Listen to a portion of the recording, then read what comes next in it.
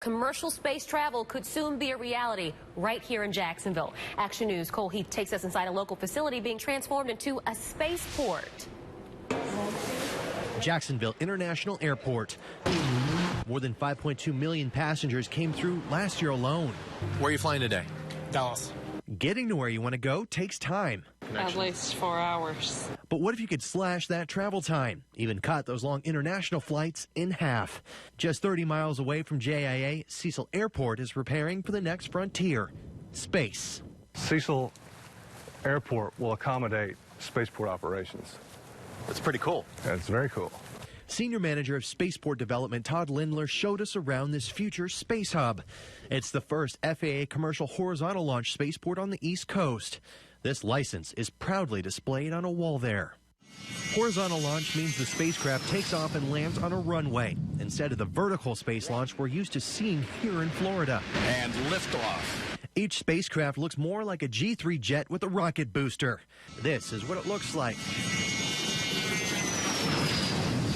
A generation orbit rocket screaming off the runway during a test flight at Cecil last summer. That speed means you'll travel a tad faster and higher than you would in a typical jumbo jet. 300,000 feet, 5 times the speed of sound.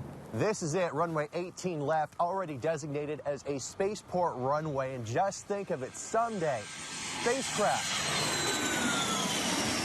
landing right overhead. The impact at this point in time, I don't think you can measure. Going forward in the future, as the industry continues to evolve, I think that those definitions will become quite clearer. And you guessed it, no Priceline deals here. Anywhere between $160,000 to $200,000 per person. Wow. While there's no launch date yet for Cecil Spaceport, plans are a go. A new spacecraft tarmac is going in right here near runway 18L this summer. Imagine getting to places like England and Australia in just a few hours from our own backyard, or better yet, our own spaceport. Someday, spacecraft on the same tarmac. Yes. Welcome to the future. Welcome to the future. Reporting from Cecil Spaceport, Cole Heath, CBS 47, Action News Jax.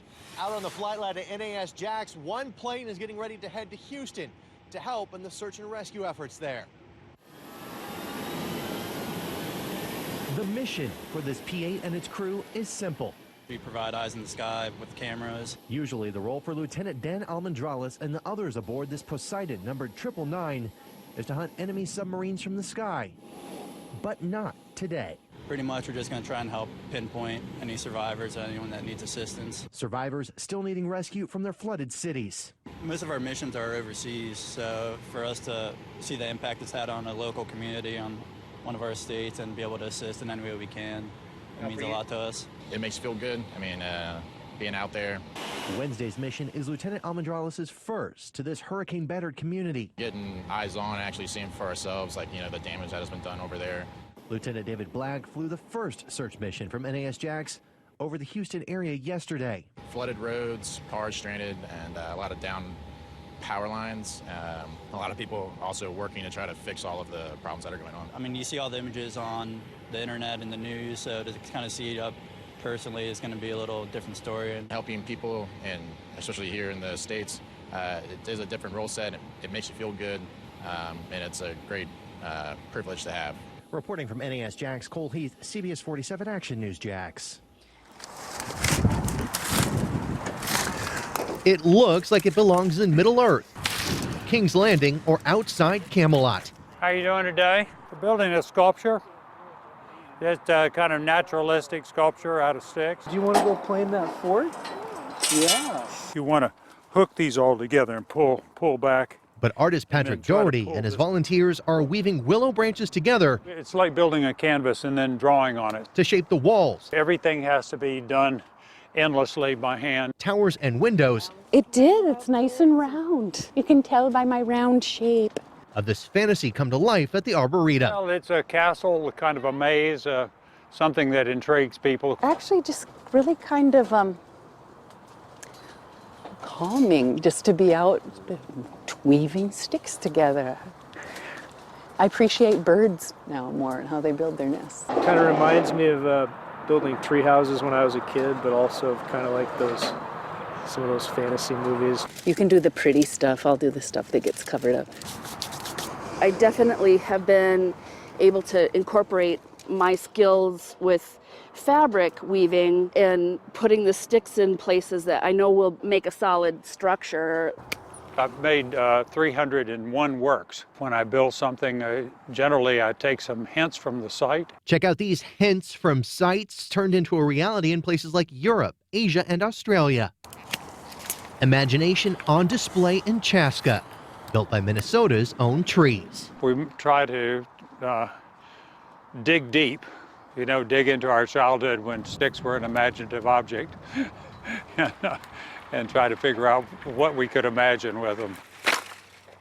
They're used to taking care of the kids here at Wolfson Children's Hospital, but now 24 nurses are either having kids or have just had kids at the same time. Who's having a boy? Who's having a girl? Melody Lee welcomed her little one into the world 7 weeks ago in a very familiar place. This was my shirt when I was born here, and then my older daughter, my older daughter and she were both born here. 24 overlapping pregnancies over 6 months' time. They add up to all new additions for one close-knit team of NICU nurses. I was one of the first few, and then it just kept growing and growing and growing. Totally unexpected, but super blessed. A lot of us are actually really good friends outside the unit. Caroline Opakak is more than halfway away from meeting her little boy. We spend all day with them, and then we go home and have our own. It will not affect our staffing. We have excellent plans in place. And as for the timing,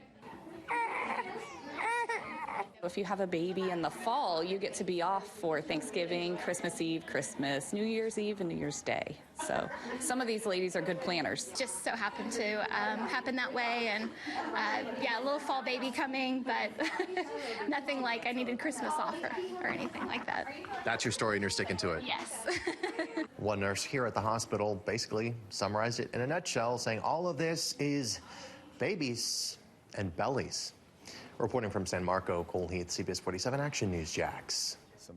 A friendship born more than 30,000 feet in the air and thousands of miles away has a unique local tie. You may have seen the story of a Southwest Airlines flight attendant helping a California woman with Down syndrome live out her dream. As Action News Jax Cole Heath shows us, the flight attendant is his mom, who helped make that dream come true. It took my mom a lot of planning, and after making several calls to set up this flight last Friday, Tracy's dream came true, and she served as an honorary flight attendant side by side with my mom. And as we have learned, that is when her story was just getting off the ground. Hi. Yeah. So excited to fly with you today. There's someone very special on this Southwest Airlines flight from Sacramento to Seattle. Honorary flight attendant Tracy Sharp, living her dream of wearing real flight attendant wings and working a real flight. Do you like talking to people? Yes. After talking with CBS 13 in Sacramento Friday, this young lady's story took off and went viral. On my Facebook page alone, the story I told has more than 74,000 views and counting. She's loving this. She's ready to be a superstar. Standing next to Tracy on her big day was Southwest Airlines flight attendant Vicki Heath. She set up the flight after she and Tracy met a few months ago on a different flight. She's also my mom, and we connected on Monday as the duo's story continues to grow online. It was just all about sheer joy, and you could see it in her face and my face. You can't make that stuff up. It's like I was so happy, and I could not hold back my emotion.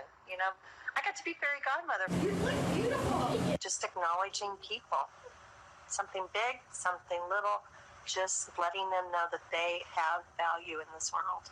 If you would like to watch more about Tracy's story or leave a message for her yourself, just head to my Facebook page at Cole Heath, anchor reporter on Facebook.